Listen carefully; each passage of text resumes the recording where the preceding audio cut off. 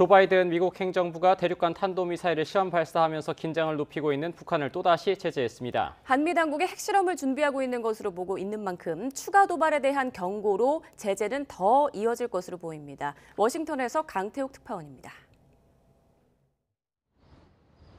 미국 재무부 해외자산통제실이 북한의 새로운 ICBM 개발과 관련되거나 비용을 조달해온 로켓공업부와 조선승리산 무역회사 등 자회사 4곳을 제재 명단에 올렸습니다. 로켓공업부는 북한의 군수산업을 총괄하는 군수공업부 산하기관으로 알려졌습니다. 4개 자회사는 북한 근로자의 해외 파견 등을 통해 외화를 벌어들여 재원과 물품을 조달해온 것으로 전해졌습니다.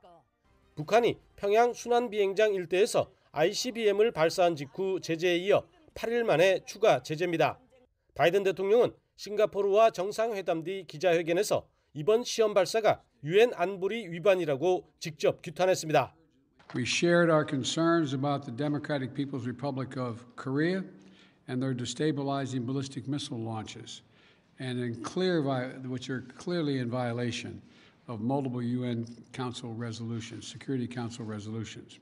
제닛 옐런 재무장관도 이를 다시 확인하면서 북한의 도발에 대응하기 위해 제재 권한을 계속 사용하겠다고 강조했습니다.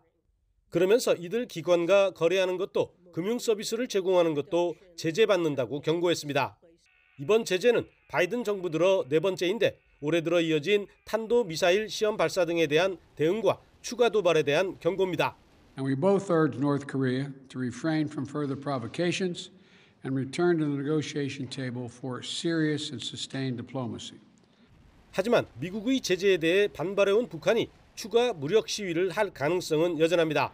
한미 정보당국은 영변 핵시설을 다시 가동하는 등 북한이 핵실험에 나설 수 있다고 판단하고 있습니다. 한미 북핵 수석 대표는 오는 4일 워싱턴에서 만나 긴장감이 높아진 한반도 상황에 대해 협의에 나섭니다. 워싱턴에서 YTN 강태욱입니다.